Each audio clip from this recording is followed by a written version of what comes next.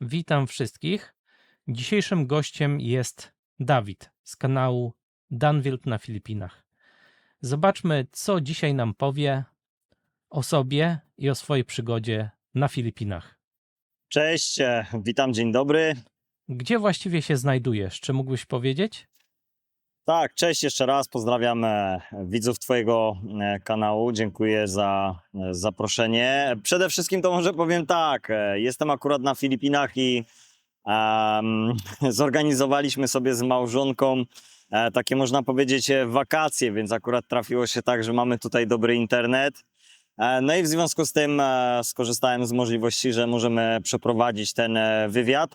Za moimi plecami widzicie okolice Santa Magdaleny, to jest wyspa Luzon, okolice Matnog, także myślę, że będzie to jakieś urozmaicenie i taki troszeczkę może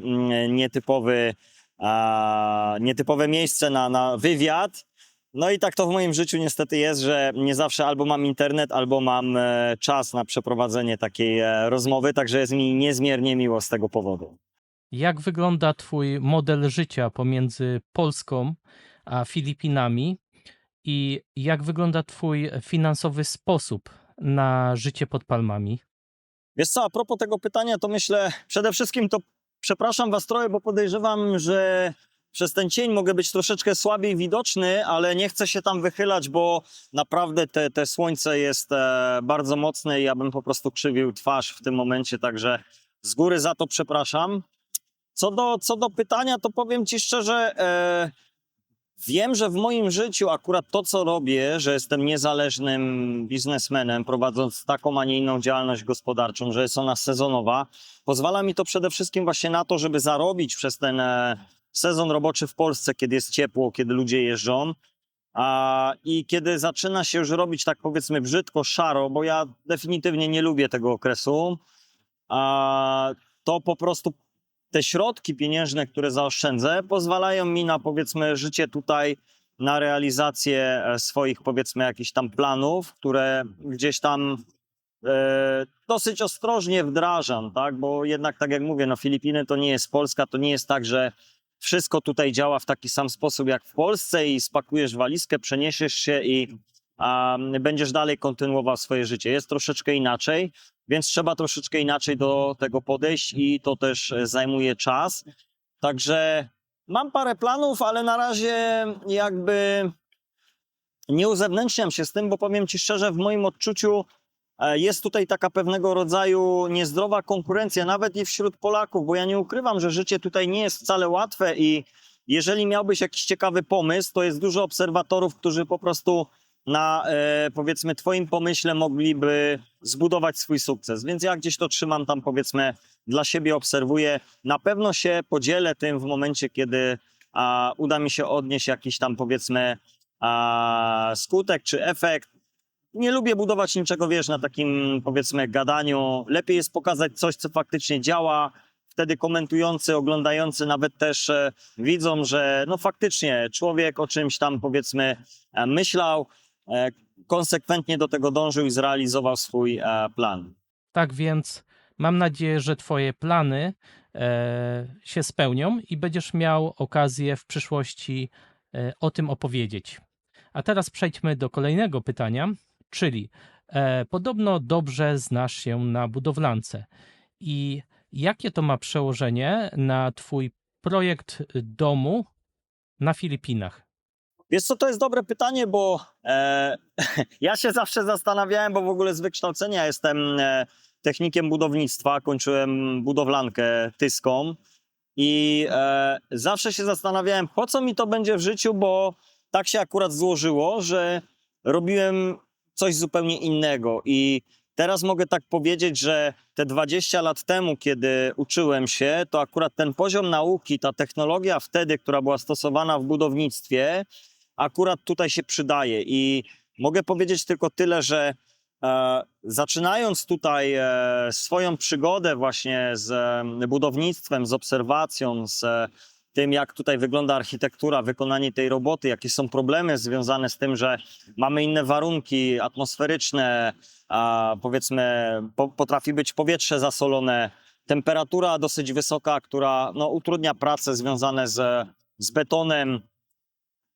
I obserwując, patrząc w pierwszej kolejności, jakie tutaj są po prostu problemy, jakie błędy są wykonawcze, a w oparciu o to zacząłem pierw sam się tutaj uczyć, doskonalić tą wiedzę, którą już gdzieś tam zdobyłem i nie praktykowałem jej, bo tak jak mówię, robiłem coś innego. I spowodowało to, że właśnie poszedłem w tym kierunku, a nie w innym, że zacząłem produkować własne bloczki betonowe w oparciu o inną technologię.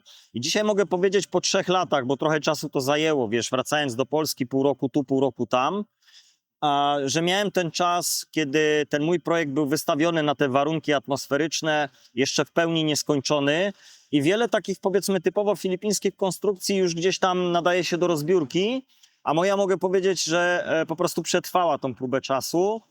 I uważam, że, bo ten dom jest definitywnie, powiedzmy, takim testem, budujemy go dla teściowej, która swój natywny dom, bardzo stary zresztą, straciła podczas tajfunu Odet, który dosłownie no, połamał wszystko, zmiotł wszystko. Także teraz chcę po prostu, żeby ten dom, który powstanie, żeby był po prostu lepszy na lata, żeby znowu nie trzeba było go naprawiać. Bo po prostu dla mnie, ja nie mam czasu, żeby robić coś ponownie. I też, tak jak mówię, zawsze się tak mówiło, że jeżeli robisz pierwszy raz swój dom, to zawsze zrobisz go drugi raz lepiej, więc to jest tak, że pierwszy raz to po prostu ten test to jest, wiesz, no patrzysz, jak to tu wszystko będzie działać, jak to będzie funkcjonować i te ewentualne błędy, które wychwycisz, to już przy drugim projekcie, no po prostu nie będą miały miejsca, więc no myślę, że jest to dosyć ciężka droga dla każdego, kto by chciał tutaj spróbować samemu coś robić. Także z góry zakładam, że no, będzie to dla was problem, szczególnie dla ludzi, którzy nie lubią się tam paprać, wiesz, robić takiej typowej budowlanki, szczególnie gdzieś tam nie mając cienia w pełnym słońcu.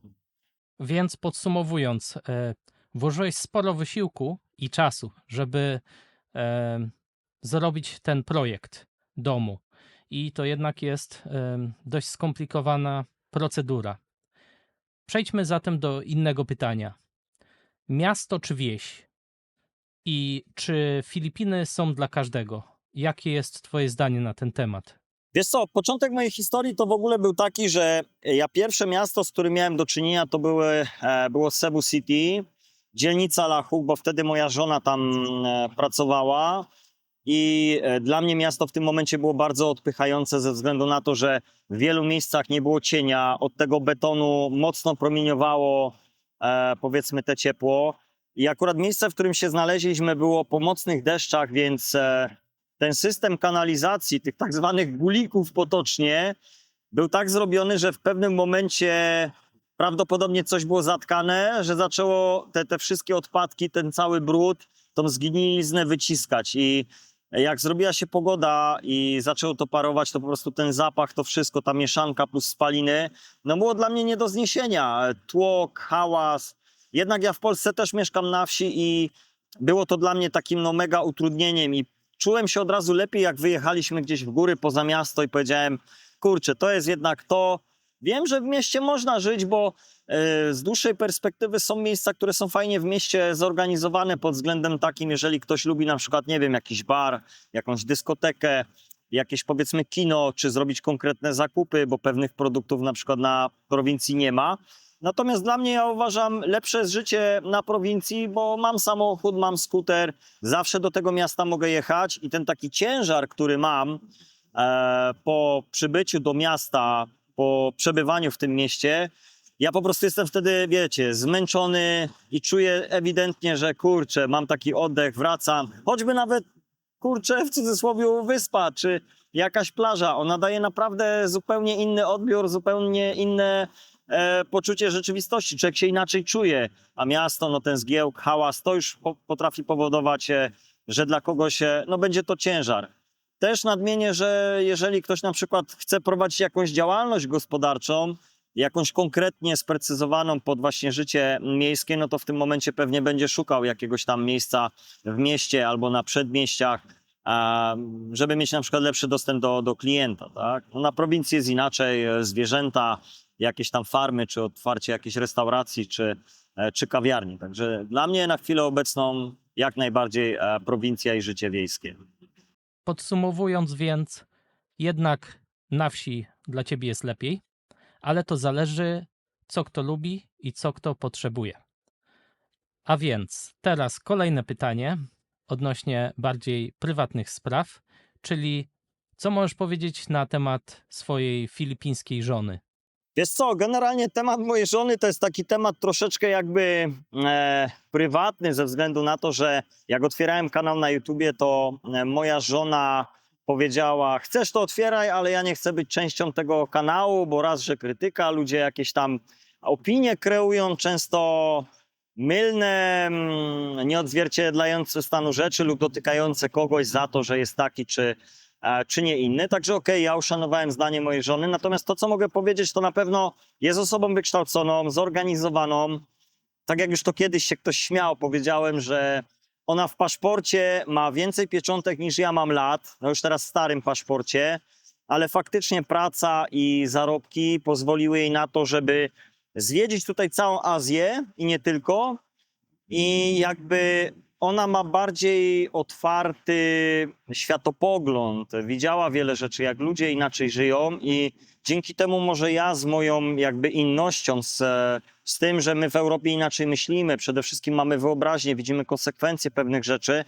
Jeżeli na przykład rozmawialiśmy o czymś i ja wskazywałem na jakieś błędy, na coś, co mnie wręcz gdzieś tam irytowało, to ona była w stanie mi to wytłumaczyć w dosyć mądry sposób, bo ja to zauważyłem już na przykład wśród moich znajomych w kontaktach z ich Filipinkami. Jeżeli to była dziewczyna, która gdzieś tam była z prostej wsi, to ona nawet miała problemy, powiedzmy, w mieście coś załatwić, no bo nigdy tego nie robiła i to, wiecie, jest takie pewnego rodzaju ograniczenie, więc mogę powiedzieć, że moja żona na warunki filipińskie skończyła uniwersytet, no i pracuje dla zagranicznego pracodawcy, także dzięki temu może sobie pozwolić powiedzmy na więcej, na realizację swoich planów i marzeń. Jest dla mnie na pewno świetnym oparciem, dzięki niej dużo się nauczyłem i myślę, że tu jest taka ważna wskazówka, że tym, kim tutaj się staniesz, w znacznej mierze zależy to od rodziny właśnie filipińskiej i od tej twojej żony. Im więcej oni wiedzą,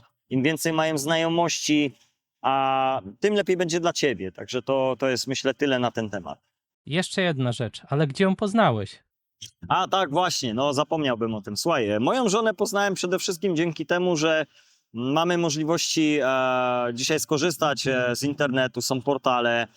I tak było, że pierw rozmawiałem z 5 osobami i tak się jakoś stało, że właśnie ona, ta pierwsza, która do mnie napisała, przykuła moją uwagę. I nasza relacja na początku była taka troszeczkę ostrożna, ona trzymała dystans, sobie pierw myślałem nawet, że może gdzieś tam mnie oszukuje albo nie chce czegoś powiedzieć. To było od początku takie ostrożne, bez presji, nie było takiej nachalności, jak na przykład widziałem nieraz w relacjach w Filipinach z moimi znajomymi, gdzie ewidentnie wyglądało to tak, jakby po prostu dziewczyna, nie wiem, znalazła kogoś, kto polepszy jej bytność, jej stan, powiedzmy, nie wiem, majątności, czy pomoże w rodzinie. Nie, czegoś takiego nie było, więc u nas te relacje były w taki bardzo zdrowy sposób zbudowane i ten pierwszy raz, jak przyleciałem na Filipiny, to faktycznie to, co było w internecie między nami, jak to było przedstawiane, to tak faktycznie na Filipinach wyglądało w życiu realnym, więc tutaj jakiegoś tam, powiedzmy, nie miałem zaskoczenia i no, nasza relacja przede wszystkim to była relacja na odległość, więc tutaj trzeba było się pogodzić, że pierw przyleciałem na 2 tygodnie, potem tam na 2 miesiące, później 10 miesięcy, pół roku i tak dalej, więc nie od razu jakby zaproponowałem mojej dziewczynie, jeszcze wtedy dziewczynie, żeby na przykład ze mną przyleciała do Polski, zobaczyła Polskę, to jak żyjemy, jak wygląda nasza kultura. To wszystko wymagało czasu, także u nas nie było presji. Ja myślę, że kiedyś zrobię o tym materiał, bo może to być ciekawa wskazówka, jak po prostu no, stworzyć zdrową relację. Cieszę się, że tobie się udało i mam nadzieję, że w przyszłości podzielisz się jakimiś nowymi materiałami na ten temat. A jeżeli chodzi o kolejne pytanie, to czy mógłbyś powiedzieć o jakiejś historii najzabawniejsza albo najbardziej zaskakująca, która przytrafiła się tobie na Filipinach? Wiesz co, takich historii było wiele. teraz mi jest ciężko tutaj przytoczyć jakąś konkretną historię, ze względu na to, że no jest ich po prostu tak dużo. Tutaj jakby Bareja faktycznie miał możliwość realizować swój program, swoje filmy, no to myślę, że zdobyłby tutaj niejedną złotą palmę. Może zastanówmy się, kurczę, może powiem tak, miałem tutaj sytuację odnośnie załatwiania takich dokumentów, kiedy byłem zainteresowany zakupem pewnej działki w innym miejscu niż nasze miejsce zamieszkania i urzędnik z pozoru, będąc miły, przyjął mnie do siebie, wziął numer powiedzmy mapy, którą chciałem zobaczyć, numer tytułu i tak dalej, żeby to zobaczyć i mówi, żebym poczekał, że to potrwa tam jakąś chwilę i tyle. No i oczywiście wyszedłem na korytarz, drzwi były uchylone i widzę, że on tam siedzi przy tym biurku, przy tym komputerze. I ja to jestem taki typ człowieka, że nie lubię być oszukiwany i sobie myślę, kurde, co tak długo trwa, co on to tam może robić? I zauważyłem, że ma okno za swoimi plecami i mówię, dobra, biuro jest na parterze, ja sobie wyjdę i zobaczę, czy jest możliwość zobaczyć, co on tam robi ciekawego, nie? No i jak wyszedłem, to oczywiście patrzę, a on tak, komputer zgaszony, i siedzi oczywiście na Facebooku. I ja zauważyłem, że to jest taka śmieszna historia, że bardzo często jest taka, jakby to powiedzieć na Filipinach, w cudzysłowie podzielność uwagi, że ktoś wykonuje swoje zadanie lub też nie i siedzi na telefonie, nawet kierowcy czasem. I myślę, że tu jest dużo takich historii, które powiecie, no niemożliwe, absolutnie, nie? Albo ktoś jadący powiedzmy na skuterze jako pasażer i on albo pali papierosa lub kierowca, albo po prostu odpisuje na jakąś wiadomość tam na telefonie. Także tu jest dużo takich naprawdę historii, które gdzieś tam tkwią w mojej głowie, ale akurat ciężko mi jest przywołać, więc no myślę, że to jest to, co chciałbym w tym momencie opowiedzieć. Można by było to podsumować w dość zabawny sposób, a mianowicie, jak ktoś jest żądny przeżycia ciekawych historii, to zapraszamy na Filipiny. A jeżeli chodzi o kolejne pytanie, to brzmi ono następująco. Wady i zalety Filipin i co przesądziło w Twoim wypadku na tak? Wiesz co, z tej perspektywy przede wszystkim nie mogę powiedzieć, że to jest decyzja na tak, bo nigdy nie wiesz, co się stanie. Filipiny to jest taki kraj specyficzny, że myślę, dla mnie tutaj możesz być bardzo szybko zniechęcony, jakiś tam biznes nie wypali, a przede wszystkim to, że tutaj nie ma jakiejś takiej powiedzmy poczucia asekuracji, tylko no, zostajesz sam jak palec w pewnych kwestiach, bo jednak jesteś obcokrajowcem i tak jak mówię, no, na pewne rzeczy nie możesz liczyć. Natomiast to, co mnie tu przyciągnęło, to jest ta zieleń, tak jak widzisz, te rajskie, kurcze widoki, życie bardzo proste, gdzie ja myślę, mając swój, w cudzysłowie, europejski program, jestem w stanie się tutaj odnaleźć, znaleźć swoje miejsce i całkiem nieźle egzystować za te parę groszy więcej, które mam dzięki, powiedzmy, prowadzeniu działalności w Polsce. Co jeszcze? Przede wszystkim ludzie są tutaj bardzo tacy na luzie, mają luźne podejście do wielu spraw, nie ma takiego stresu, nie czujesz takiego ciśnienia, pośpiechu. Jest naprawdę zupełnie inaczej. Ja spędzając nawet te pół roku tutaj na Filipinach, to wracam z takim, wiesz, wyluzowaniem, bagażem energii, pomysłów na pół roku pracy, powiedzmy ciężkiej pracy w Polsce, bo to czasami jest po 12 godzin. Więc co mogę jeszcze powiedzieć? Przede wszystkim język angielski, gdzie dogadasz się praktycznie wszędzie z każdym. Jeżeli chodzi o infrastrukturę, ktoś powie, że ta infrastruktura kuleje na Filipinach. Ja uważam, że pod względem Polski jest tutaj lepiej, bo chcąc gdzieś przejechać, staje mi byle kto na skuterze, siadam, mówię, gdzie chcę jechać, ktoś mnie za parę groszy podwozi. W Polsce niestety nie, no jesteś skazany na taksówkę, szczególnie na jakiejś wsi, prowincji, a musisz iść na przystanek autobusowy i czekać. Tutaj tego nie ma, jesteś praktycznie w stanie no, w miarę szybko gdzieś się tam przemieścić. Więc ja uważam, że Filipiny jeszcze mają coś takiego, co nam przypomina bardzo wiele z dawnych czasów w Polsce. No i przede wszystkim jest to kraj katolicki, więc też jakby czujemy się troszeczkę bardziej swojo, z pewnymi zasadami, obyczajami, choćby nawet potrawy, powiedzmy, z wieprzowiny, tak? No, dużo fajnych rzeczy, także uważam, trzeba by było szukać w internecie, jest bardzo dużo tematów, które mówią o wspólnych cechach. Niekoniecznie się ze wszystkimi zgadzam, aczkolwiek uważam, że jest to dobry taki startup do pewnych przemyśleń, tak? Co może być tutaj ciekawego i fajnego, co mnie na dłużej gdzieś się przytrzyma, a nie zniechęci. Czyli ogólnie rzecz biorąc, większy luz, język angielski i trochę bardziej tradycyjnie. A jeżeli chodzi o twoją przyszłość, to gdzie widzisz swoją emeryturę? Bardziej na Filipinach czy w Polsce? Wiesz co do emerytury, to raczej nie myślę w ten sposób, bo nigdy nie wiemy, czy tej emerytury dożyjemy. Nie mamy gwarancji tego, czy jutro się obudzimy i tak dalej, czy będziemy zdrowi, więc żyję tu i teraz. Na pewno robię sobie jakieś plany, jakoś chcę ukierunkować te swoje przyszłe życie, robiąc jakieś tam powiedzmy inwestycje, które w przyszłości mi coś dadzą. No i patrząc na, wiesz, warunki polskie, europejskie, u nas się dużo zmienia i myślę, że za parę lat nasz kraj będzie takim bardzo mocno krajem niby powiedzmy demokratycznym, ale jednak jest taka presja, wprowadzanie takiej w cudzysłowie moim zdaniem komuny, restrykcji, ten taki w cudzysłowie, jakby to nazwać, żeby ci nie wyrzucili z kanału, ekoprzymus, o tak to może nazwę. Dużo regulacji jest potrzebnych, natomiast ja uważam, że idzie to w takim kierunku, że niszczy wszystko. Od myślę przynajmniej 20 lat jest niszczona rodzinność w Polsce. Ludzie sami ją właściwie niszczą przez pewne rzeczy, regulacje, przez powiedzmy system pracy.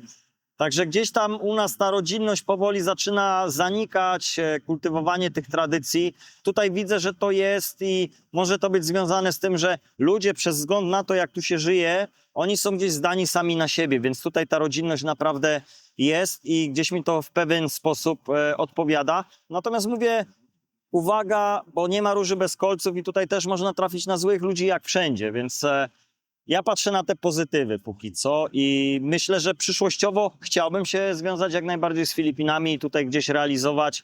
Patrzę na niektórych powiedzmy ludzi, którzy tutaj zaplanowali swoją emeryturę, mają jakieś tam małe resorty, jakieś tam powiedzmy restauracje, czy ktoś prowadzi farmę i myślę, że to jest niegłupi pomysł na stare lata, gdzie żyjesz bardziej tam powiedzmy w zdrowiu, bez stresu, zdrowa żywność. Także myślę, to jest mój kierunek.